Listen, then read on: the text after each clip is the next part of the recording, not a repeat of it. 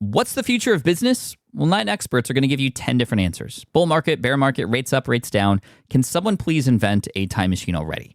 Until then, over 42,000 businesses have future-proofed their growth using NetSuite by Oracle, the #1 cloud ERP that brings together accounting, financial management, inventory, and HR all under one roof.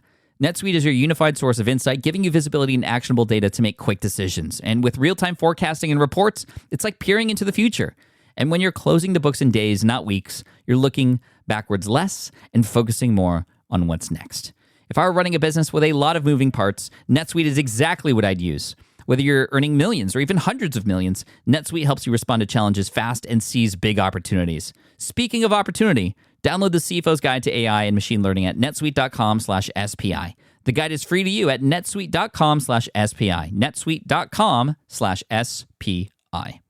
Your business is doing great, so well, in fact, that you need to hire and hire fast. How can you find amazing candidates quickly? Easy. Just use Indeed. When it comes to hiring, Indeed is all you need, so you can stop struggling to get your job post seen on other job sites. Indeed's sponsored jobs help you stand out and hire fast. And with sponsored jobs, your post jumps to the top of the page for your relevant candidates, so you can reach the people you want to faster. And it makes a huge difference. According to Indeed data, sponsored jobs posted directly on Indeed have 45% more applications than non-sponsored jobs. One of the things I love most about Indeed is that it's one of the largest databases of job seekers, giving employers access to a wide range of candidates. And with the job alerts feature, I get notified when new candidates apply.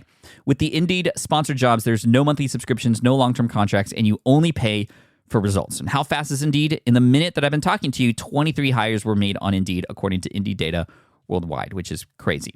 There's no need to wait any longer. Speed up your hiring right now with Indeed. And listeners of this show will get a $75 sponsored job credit to get your jobs more visibility at Indeed.com/smartpassive. Just go to Indeed.com/smartpassive right now and support our show by saying you heard about Indeed on this podcast. Indeed.com/smartpassive. Terms and conditions apply. Hiring, Indeed is all you need. I was trying to learn how to be a better speaker, but I wanted to be a better speaker everywhere. I wanted to feel comfortable in any scenario, whether I was asked to give a toast or hanging out with a group of strangers. And what I found out was most of what was taught out there is not really helping us with spontaneous speaking. Like if you have the time to think, if you're writing your texts as you're dating, you can think for 3 hours before you get the witty text out. But when you're at a coffee shop or on a walk with someone and they say something, you have to speak right away. And that's when things become problematic. So if you're fully living your life and you're fully able to communicate, you're filling up your bubble completely. People around you feel more comfortable. You are more influential, more impactful, more connecting. And what I find is that so many people are walking around the world just filling up this tiny little portion of that bubble. But if you realize that, no, communication is a skill just like any other, the more you lean into it, the more you start learning it, the more fun it becomes, the more easeful life in general becomes. And as a result, all of the other ventures, when you add everything in, this is the superpower. It's the superpower that allows you to flow in anything, whether you're doing videos or meeting people or connecting in your local community. Imagine this. You just finished an epic presentation. You were up on stage in front of hundreds of people and you delivered the perfect presentation. In fact, you've prepared for it so much that you knew this was going to happen. Great job. You killed it. And then you go into the green room, which is where the other speakers go. Some of the speakers that are coming up next and people who are just kind of chilling there away from the crowds of the event. And you strike up a conversation with somebody who you look up to. They are there in the same room with you, except there's one problem.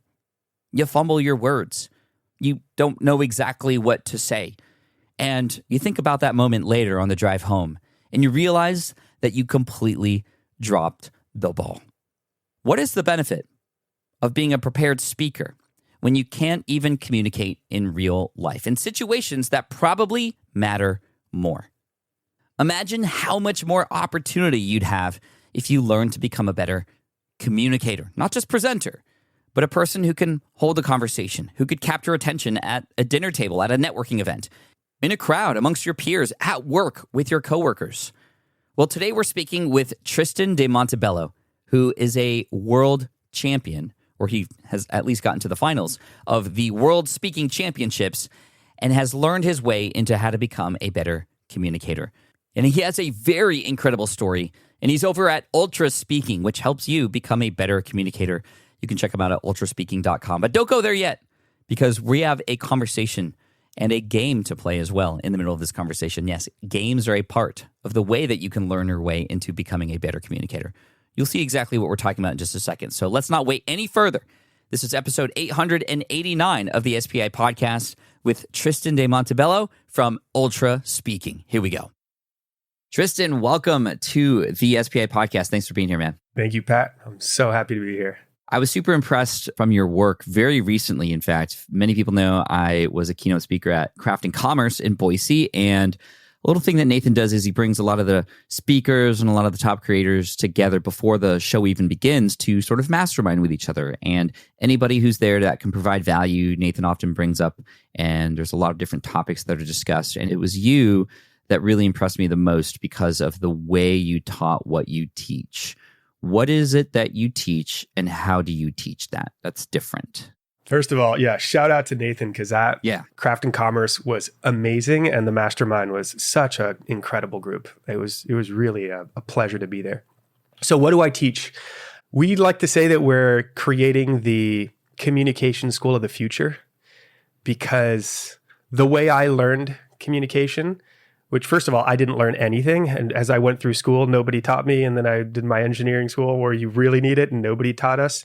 And one day I jumped on this crazy journey. Maybe we'll jump into that. But I started learning in a way that strangely didn't serve me. So I was trying to learn how to be a better speaker, but I wanted to be a better speaker everywhere. I wanted to feel comfortable in any scenario, whether I was asked to give a toast or hanging out with a group of strangers, talking to my team. I wanted to feel it everywhere. And what I found out was most of what was taught out there is not really helping us with spontaneous speaking, in the moment speaking. How do I feel ease? So we teach people how to feel comfortable, how to feel confident speaking. And if you can achieve that, then naturally we can sprinkle in all of how do you become more effective? How do you become more concise? How do you become more influential, impactful? How do you improve your storytelling, et cetera? And the way we do it mirrors a lot of what you teach in lean learning, actually, which is lots and lots of reps with other human beings. It has to be fun, but also you need to be able to apply what you learn immediately in the moment. This was my biggest frustration, learning from presentations and then just having in my mind thinking I got it, and you go out into the world and nothing happens. So we give you very small exercises, very pointed feedback, and immediately you apply it. And you apply it in a way that's very gamified. So it's fun, it's enjoyable, so you want to come back every day. You learn one piece of information, you try it out, you test it out, you get feedback, and you just keep that loop going over and over. And so we do it through a bunch of different courses and programs, but everything is very gamified in the way we approach it. I have a lot of things to say about this before we dive in. And I do want to collect your story because it leads into why this is important to you. Number one, just the method of teaching. I saw it happen in real time. It was amazing to see the immediate progress, people in the room who were brave enough to sort of demonstrate and be a guinea pig for this. It was amazing. Ultraspeaking, like, I highly can vouch for it already. Number two, just the importance of this skill now, where we're at in the world with AI and everything and information just becoming so plentiful. It is the communication and the human-to-human interactions that are going to be so important. Yet, I was talking to somebody about this yesterday. I was talking to somebody about how it was dating out there. I'm a happily married man, but this person was still on the dating street over there. And it's very difficult because people just don't know how to talk to each other anymore. It feels like everybody's been so absorbed with the internet and behind the screen talking, and they type well, like the messages, they're flirty. Everything is great on text message. But when they get together in person, like, they're just like, they don't even know how to talk to each other anymore. So if you can learn this skill of communication, it's great. And thirdly, I love that we're talking about communication everywhere, not just on stage. I know there's certain things like, for example, Toastmasters, which sure, you can learn how to speak better in front of an audience and learn how to prep a talk. And great, maybe when you get hired to speak on a stage, you'll be awesome.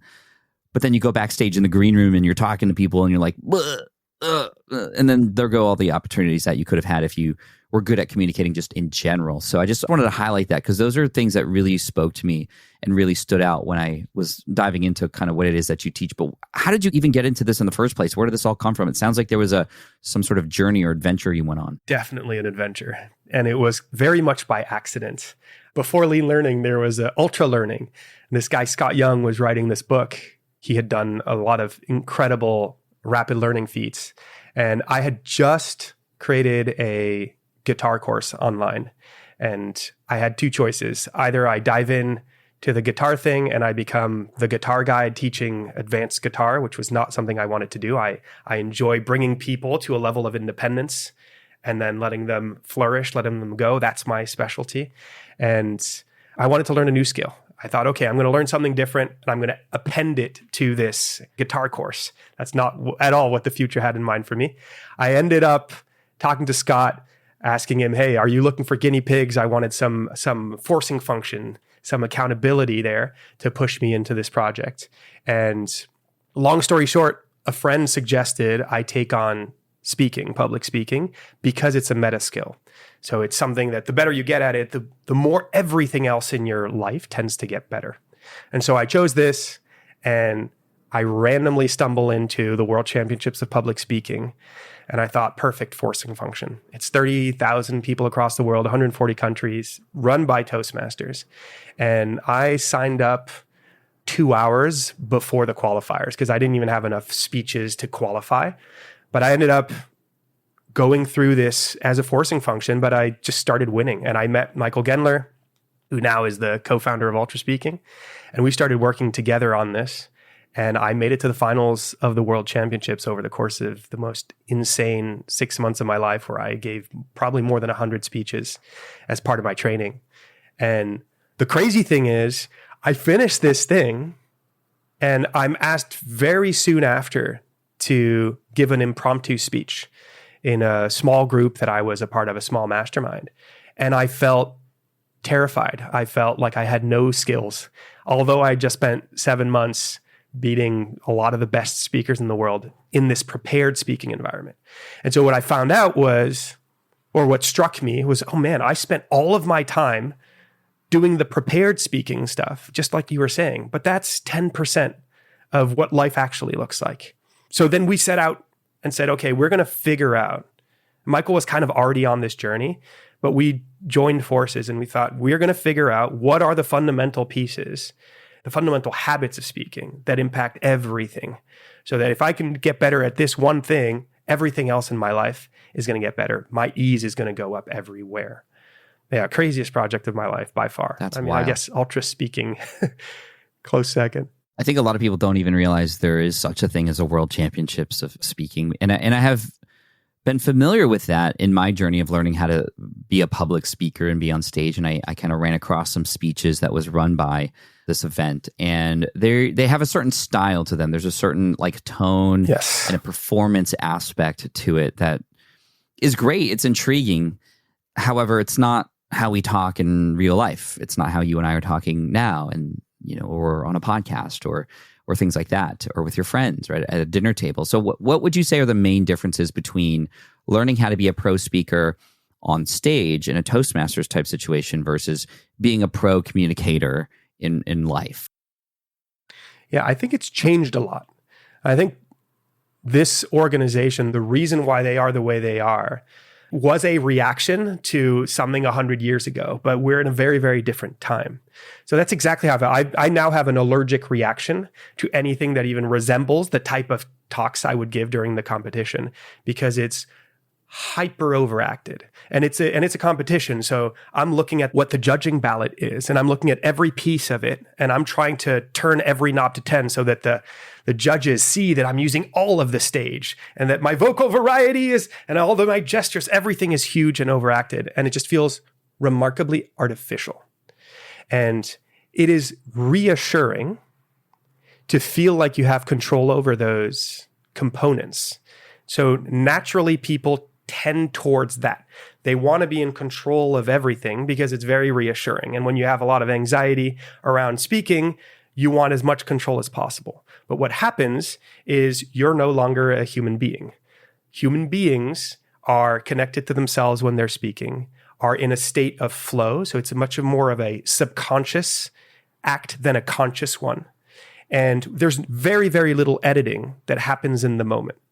So the way prepared speaking or the old way of speaking looks like is I have to stand a certain way. I need a certain posture. I need to do something very specific with my hands. I need to look at people a certain amount of time. All of that is very, very conscious thinking. What we believe effective communication is one in which I feel so confident in my skill set, my ability to just feel like myself in the moment, that I don't have to think about it.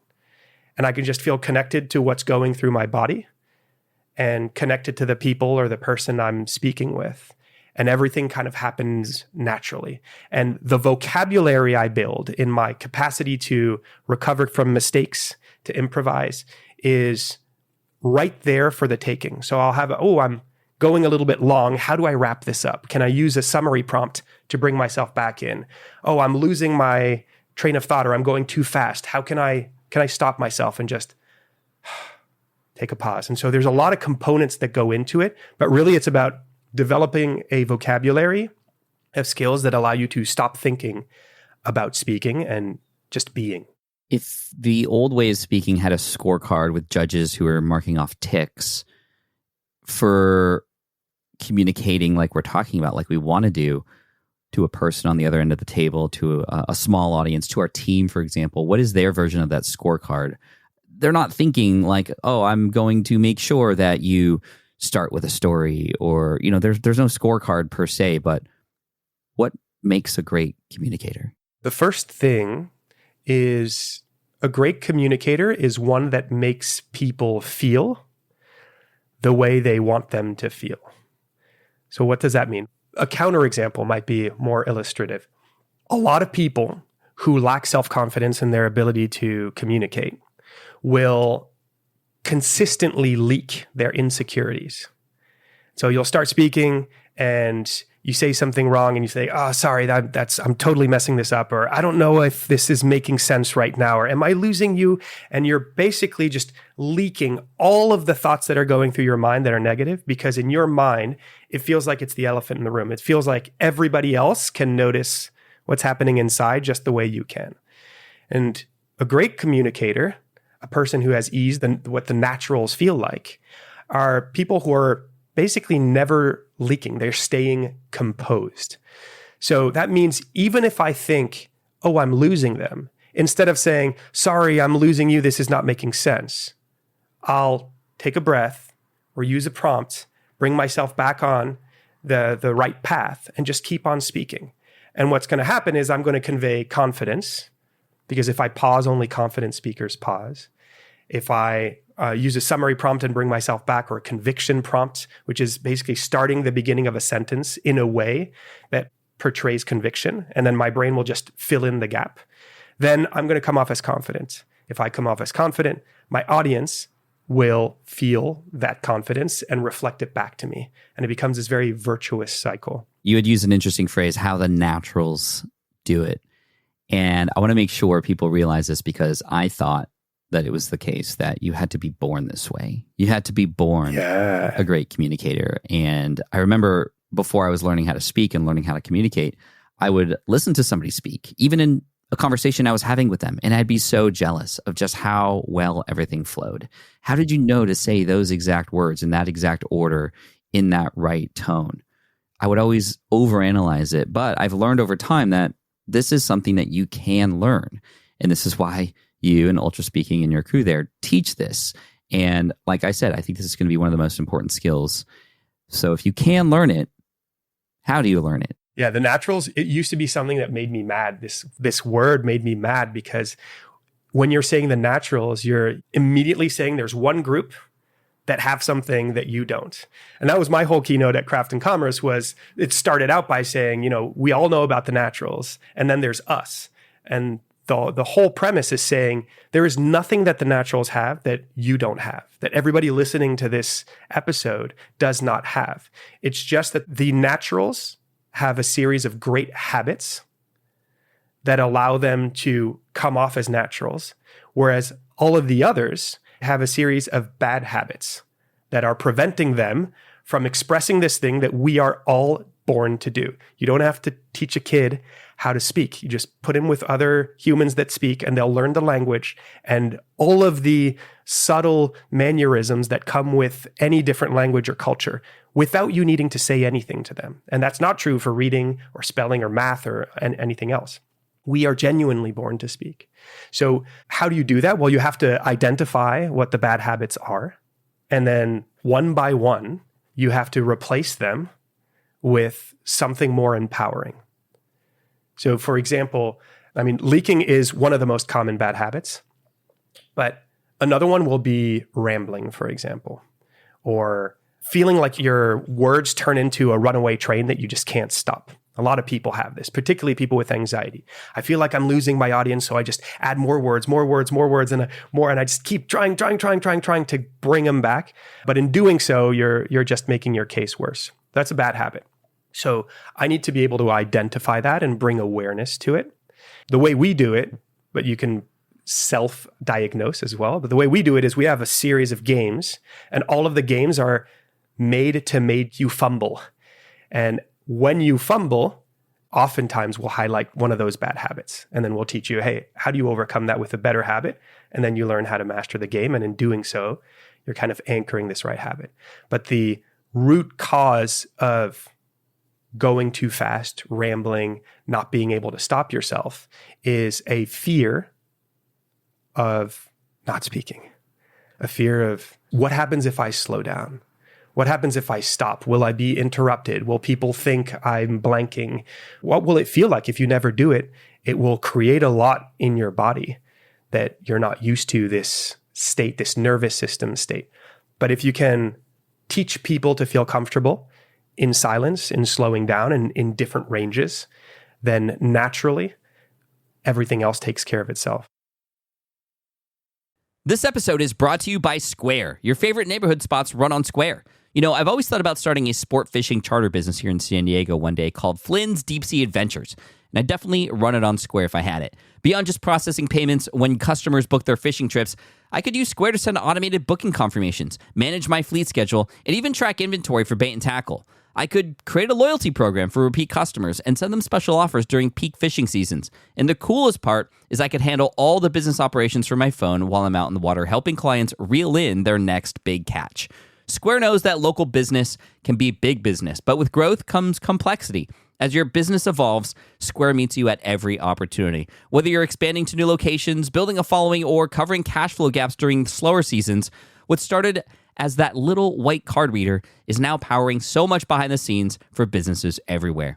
Go to square.com/go/SPI to learn more. That's SQUARE.com/GO/SPI. Square, meet you there. The perfect product launch. It's the goal for every brand marketer. High heat, fast sellout, and fans posting recipes like trophies. What do Sydney Sweeney's soap drop, Taylor Swift's tickets, and your next launch have in common? Well, they're not bought, they're bragged about. Fanfare turns your drop into a moment. Fanfare cues real fans, blocks bots, and builds launch experiences worth screenshotting. Want hype without the heartbreak?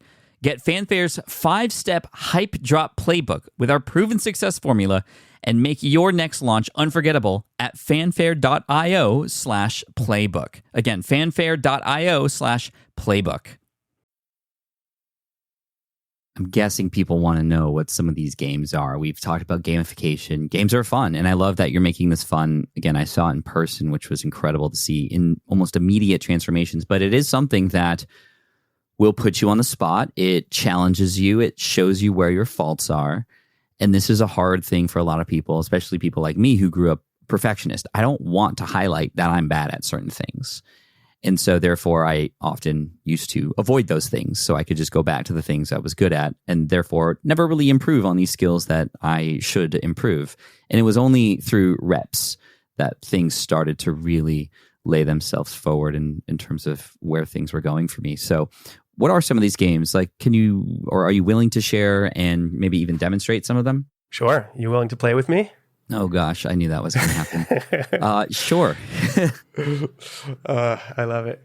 Yeah, I'm happy to show the games. A lot of these games are accessible for free as well. There may be some people who are going to be listening, so we'll want to make sure we explain kind of what we're doing who may not be able to see this on video at the moment, if that's possible. It is definitely possible. Okay, can you see my screen? See a screen, it looks like a course with certain classes, cohorts, and we're on the games tab now, and there's a lot of them. Okay, cool. And there's a bunch of games, yeah. And so each game tends to address a series of habits or a series of symptoms that people tend to fall into, and then kind of help teach the root cause and what you can do about it. So one that we tend to love to start with is this one. It's rapid fire analogies. And I love it because it's so incredibly simple and basic, yet there's so much to it. So how does it work? I'll demonstrate right away. It looks like this. So you see one word is like another word because ... That's what, if you're not seeing the screen, this one says expired pickles are like honesty because math is like cleaning out the fridge because. And the goal here is to read this out loud and continue speaking. So you want to let your brain autocomplete just like Google. If you just keep speaking and you don't interrupt yourself, you don't think and you just let the words come out, then you're naturally going to fill in the blank. And it doesn't really matter that you make sense. I was going to ask because my brain is like, well, how are those two things connected? How is DNA like a pillow? And there's this timer, and I only have, I mean, you could set the timer to different lengths. I think you had put like 5 seconds or something. This is fast. It's very fast. Yeah. 5 seconds is, this is what's interesting. If I give you a lot of time, it's not necessarily easier. Because what are we trying to do? We're trying to learn how to speak before we overthink, which is a fundamental skill in speaking. And if you're preparing edited content, like if you have the time to think, if you're writing your texts as you're dating, to use your example, you can think for 3 hours before you get the witty text out. But when you're at a coffee shop or having dinner or on a walk with someone and they say something, you have to speak right away. And we tend to censor ourselves. And that's when things become problematic. So it doesn't matter in this game if you say something that makes sense. But what we tend to find out is that the less you think, the more you tend to make sense. So just allow yourself to say whatever comes to mind, and then we'll see what happens. So I'll do a rep, then you'll do one. Okay, great. We're going to start with the pro first and then compare it to... Okay. Do you want to go first? I'm happy to let you go first. No, you go first. You go first. And you will read the whole prompt too, so everybody listening will be able to understand as well. Should I zoom in or do you feel like this is big enough? I think we're good. We could zoom in on post-edit if we're going to use the video. Okay, here we go. Ready, set, go. Unicorns are like a police car because you only see them every once in a while. Hitting your brother is like marriage because I guess it's something a lot of people have to go through. Skydiving is like DNA because once you do it or once you realize it, you're changed forever. Scuba diving is like composting because it's something everybody should do at least once in their lives. A podcast is like a lion because it'll open up something deep within you. Chocolate is like online dating because it could be delicious, but also could hurt you. Nice, dude. Well done. Well done. So what we're trying to do here is we're trying to counter the desire to leak. So there were 30 times in there where I wanted to laugh something off, or I wanted to say, oh, this one didn't come out the way I hoped it would come out. And what we're trying to train is this habit of, no, I'm going to project confidence. I'm going to stay in it all the way through. So that's the intention I'm giving you. Got it. So even if it doesn't make sense, you don't call it out, you don't leak it. Especially if it doesn't. Okay. Here goes. I'm ready. Ready, set, go. Buying coffee is like rocket science because there are way too many options to try to make it work. Headphones are like paper because it's something you need when you are creating music. Blue cheese is like the horizon because you see it, but you can't really touch it. Running is like a treasure map because no matter what, it'll get you to your destination. Rap music is like Christmas because you're rapping. Skydiving is like math because you're calculating the amount of time till you die. Yeah. Yes. Let's go. Let's go. You know what it feels like, Tristan? It feels like, because I've done some freestyle rapping before. Yes. And I've done this just because it's fun, and I'm inspired by people like Harry Mack, who can make up just bars on bars on bars, and it's insane. He's so impressive. When I am live in front of my Pokemon audience on Monday, in front of thousands of people, I've been playing some background music, and every once in a while I'll kind of drop a flow in, and it's typically pretty bad. And oftentimes I'll stop myself because it just is not making any sense. But I have that same feeling because I know when I'm live, because I have practice, if I tell myself, wait, no, that's not what I meant, then like it's never going to be as entertaining. And even though like it literally feels the same as that, I feel like I'm rapping. 100%. Michael, my co-founder, is also a freestyle rapper. Oh, yeah. So I know there's some of this that's infused in it. And basically freestyle rapping is the extreme version of this, but it's very, very similar. Freestyle rapping is the extreme version of what elite communication looks like. It's like you're just doing it in very hard mode because even the slightest fumble is so much harder to recover from. Oh, man, that was fun. I was actually pretty surprised at some of the connections I was able to make on the fly. Yeah. And so notice a few things. There's what I love. There was one, I think it was the rapping one, where you kind of took a moment because it like whatever wanted to come out didn't come out. And then you said, because you're rapping, but you said it with such conviction. And that's what I love about this game. That's the exact habit that we're training is every time you do that, you're reinforcing this neural pathway that I don't need to feel confident inside to look confident on the outside. But internally, there's a storm brewing. So when you were watching the naturals speaking and you're thinking, how are they always getting the right word at the right time? The reality is that's probably not what they're thinking. In that very moment, that person you were looking at might have been thinking, oh man, that wasn't the word I was looking for. But you have no idea as long as they're not showing you. Right. Or, and I learned this from Harry Mack, he says that the performances that he does on video or when he's on stage, he is so smooth only because he has had so many opportunities to mess up and try and get up again and fail and get all those reps in. And you're just seeing the sort of tail end of all the work that he's done. And so again, to your point, we got to get the reps in. You got to have something to do this with. And I really liked doing it with you on the other side. I would imagine that maybe it's harder if you're kind of on your own. Is there like, how do you help with that sort of drive of like, oh, I don't want to do this in front of everybody. I'm going to try it on my own. And I would imagine a lot of people wouldn't perform as well or do as well in their progress. Yeah, it's really interesting because pressure really, really helps you in this. So if you're watching somebody else play and you're trying to play at the same time, or you're just watching them go through, like when I was explaining it, you're probably looking at this and you're thinking, my brain's not coming up with any connections. But the moment I put you under pressure in the spotlight and you just have to do it, something magical happens. And I remember watching a video from Eric Clapton, the god of rock. He was asked a question about improvisation. And similarly, he's talking about having all of this vocabulary, like all of these things he knows that he's done probably in one way or another. But every time it's his turn to go into a solo, he says it's like being thrust through a door. And once he's thrust through the door, there's just something that happens as long as he dives into the door, right? So it's very similarly here, when you're put under pressure, if you're willing to trust yourself, which happens as a result of having had many, many reps, then you're going to find a way to look very graceful. And Kevin Kelly said that pros are just amateurs who've learned to recover gracefully, which I love that quote. Jeez, I love that a lot. Yeah. And so the easiest answer to that is we created cohort-based courses for Ultraspeaking because the first thing we did when we put all the games online was we created a membership and we said, hey, now you guys can all have access to these games. And people took it. And then we realized, oh, very few people are using it. So we asked them why. And they was like, well, I feel like I need somebody. It's not the same when I'm not with a person. So that kind of naturally led us to say, okay, well, let's get together and let's train together. So all of our courses, we put people into small groups of 3 people.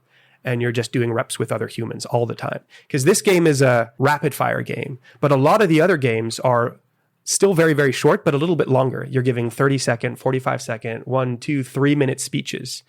And having a person there allows you to train the very feeling that you're looking for in any situation where you're communicating, which is, I want to feel like myself while other people are looking at me and while it matters. You had actually, at Craft and Commerce, done a group activity where you needed to find a partner and do something in this segment of the presentation. It really transformed a lot of people, pretty much the entire room. Can you relive that exercise for us and maybe even speak to why it worked so well? This is something that a person could potentially take home or even try with somebody around them, I would imagine. So if you wouldn't mind, that would be amazing. Yeah, with pleasure. I love this one. So we call this the accordion method. And the reason why we call the accordion method is because we are compressing time and then we're opening time. And we're using time constraints as a way to clarify your thinking, get close to your one thing so you know exactly what it is you want to convey, and then opening up time again so that you can fill it back in, but very intentionally. So this applies to anything that is prepared. If you have a presentation, you're giving a talk, you know that you're going to give a speech, or it could be a video, it could be a short. We have a lot of clients that use this specifically for YouTube and shorts as a way to clarify their thinking. How does it work? It's very simple, and that's why I love it. You just choose a topic that you have not yet completely digested. And that's why this is really interesting. You could also take something that you thought about. Maybe you have a 3,000 word post, but you want to turn it into a 1-minute short. How do I compress it? What you do is you throw away your notes. You don't look at anything. Now we're starting speaking exclusively, and you put a timer. And the timer could be, say, 2 minutes or 3 minutes. Let's give an example at 2 minutes. I tend to keep them short. So even if you're doing a 5 or 6, 10-minute video, you might want to do a 3-minute timer. If you're doing a 1-minute short, maybe you start a little bit lower. But you're going to start by 2 minutes. And as you go down the accordion, you're going to go 2 minutes, 1 minute, 30 seconds, maybe even down to 15 seconds.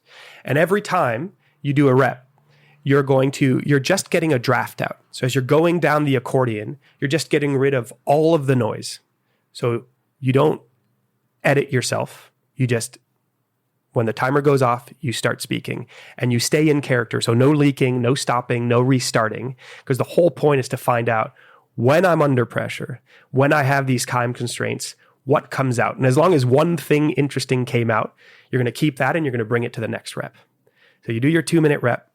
Then you ask yourself, or ideally if you're doing it with a partner, that you ask them or they give you feedback and they say, oh, I loved when you did that and this part was confusing. And if you're just by yourself, you ask yourself the same question.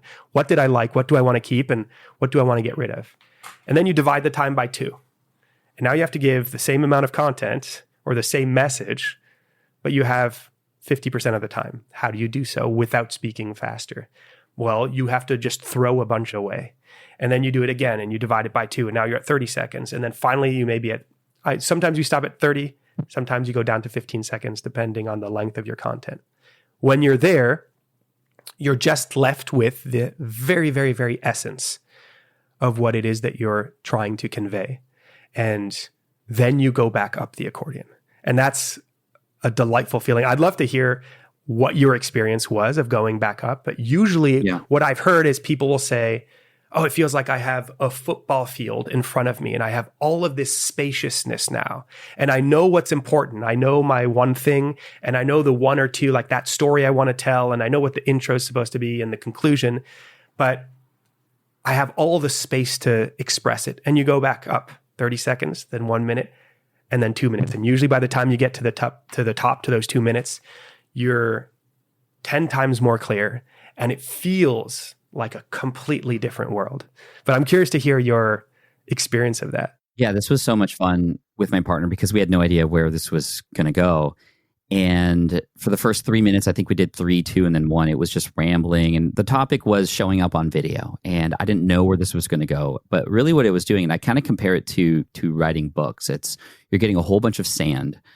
And then you're going to carve out all the things that aren't necessary to find this beautiful sandcastle that's underneath all of it. And then that's what we did by the time I got to like 12 or 15 seconds or 30 seconds, whatever the lowest amount was, there was this core message of that you can only succeed on video if you show up fully as yourself.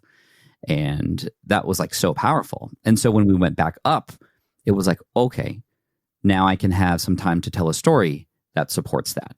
Now I can go a little bit more into the details of that story that then drives that message home even more and then lands on that after 2 minutes. And it just became this more powerful message. Matt on our team calls it divergent thinking. It's like we started out divergently and then we went convergently. We kind of like found where we wanted to land and then we can kind of just surround ourselves around there. It was really, really, really fun. And again, to do it with another person who was like, oh, I loved when you said this. It's like, really? That stood out to you?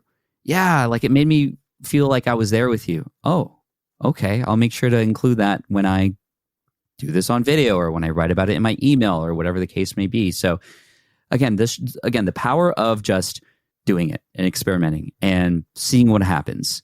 Something that most of us tend to be afraid of doing because we want to be perfect or we're too afraid of how a person might think or respond, which is why a safe space like our mastermind group, or in your case, the cohorts inside of Ultraspeaking, it just makes so much sense. As we wrap up here, Tristan, I want to say this has been an absolute pleasure. It's been great to relive a lot of the games with you and even play one today. And I would highly recommend everybody check out Ultraspeaking. Where can people go to find out more about what you and the team have to offer over there? Yeah, so ultraspeaking.com, you can find everything, but we set something up specifically for you guys. So ultraspeaking.com/SPI. You'll have access to our playbook in which so it's a 5 email course. And if I'm not mistaken, email number 2 is the accordion method. So you have the whole detail of what I just described, but it also walks you through some of the other games and some of the fundamental principles behind effortless communication. And we're also offering your audience members access to a free tester of the game. We're running one, I think it's in 2 weeks or so. Please don't quote me, and I don't know when it's coming out actually, but it will be coming out and it'll be in those emails as well, where you can actually test out day 1 of the course. Ultraspeaking.com/SPI. Tristan, thanks so much. What would you say to finish off here in terms of encouraging people to focus on communication? Why is it important? Why is it the skill that we need to be focusing on today? I think it's the skill.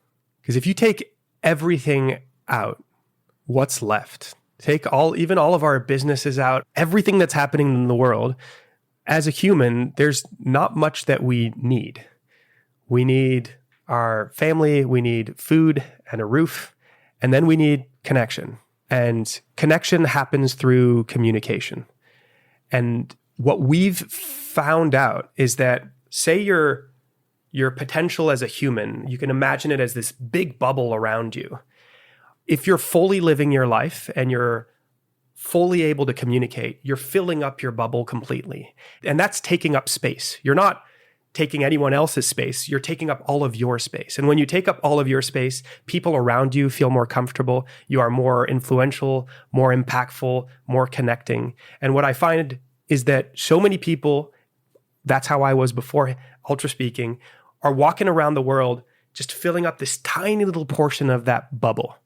And a lot of that stems from this idea that there are naturals and us. But if you realize that, no, communication is a skill just like any other, and it's one that you're born to do, which means that just like any other skill, but especially this one, the more you lean into it, the more you start learning it, the more fun it becomes, the more comfortable you become, the more easeful life in general becomes. And as a result, all of the other ventures, when you add everything in, this is the superpower. It's the superpower that allows you to flow in anything, whether you're doing videos or meeting people or connecting in your local community. Or rapping. Yes, sir. Tristan, this has been an absolute pleasure. Thank you so much for this. Ultraspeaking.com/SPI for the playbook and the access and some of the other games in there too with the email that will come through. But Tristan, thank you so much. Thank you, Pat. Appreciate you. This was a blessing. Thank you. My pleasure. All right. I hope you enjoyed that conversation with Tristan. I knew this was going to be a fire episode, but oh man, being able to play that game and have you understand exactly how this can work and the importance of just giving it a shot and failing forward. This is what we're talking about in my book, Lean Learning. And I love that it's being talked about in the world of communication as well. So definitely check out ultraspeaking.com/SPI. Again, that's ultraspeaking.com/SPI to get the playbook and everything that Tristan has to offer there. And big shout out and thanks to the crew from Ultraspeaking for doing what you do, because this is life-changing stuff right here. So definitely check them out. If you were thinking about something like Toastmasters or something like that, well, I would highly recommend starting with Ultraspeaking. Thank you so much. I appreciate you. And if you want to get all the links and everything mentioned in this episode, head on over to smartpassiveincome.com/session889. You can get all the links there too. So thank you so much. Hit that subscribe button. We got a lot more coming your way. Cheers. Hey, here's a phrase that might scare you a little bit, and that is, if you don't build a community, your business will be left behind. And I truly believe that. And a community is not your audience. It's different. It's the ability for you to bring your audience together in a special way, to connect, to bring ideas into, to inspire not just you, but each other, and to be a place to collect feedback, to get ideas, and to prototype new ones. You need a community, or you're going to be left behind. I don't want you to be left behind. I want you to come to the How to Launch a Community webinar that I'm going to be teaching for free on Wednesday, October 1st at 11 a.m. Pacific, which is 2 p.m. Eastern. All you have to do is go to smartpassiveincome.com/launch community. Again, smartpassiveincome.com/launch community. I'm going to be teaching you how to build a hub for your people so that they can come together and connect with one another. It's actually the best way to have brand longevity, to bring your people together. So let me show you how. Just go to smartpassiveincome.com/launch community. October 1st, free workshop, how to launch a community. I'll see you there. More people dream about building their own business and being their own boss rather than retiring early. But a majority of them never even take the first steps to register the business. Why? Because starting a business can feel overwhelming. With legal forms, paperwork, finances, it's a lot. And that's where Taylor Brands comes in. Taylor is a complete business builder designed to make launching your business simple and stress-free. You can register your LLC in just minutes, keeping your personal and business assets separate from day one. And from there, you can get access to everything you need to get off the ground, from legal documents, licenses and permits, invoicing and bookkeeping tools, and even a 100-day business coaching program to help you hit the ground running. You'll also get a free personalized business plan, branding tools, and so much more. And of course, our listeners get an exclusive 35% discount to get started. Just head to taylorbrands.com/SPI. That's TAILORBRANDS.com/SPI. Stop dreaming, start building with Taylor Brands.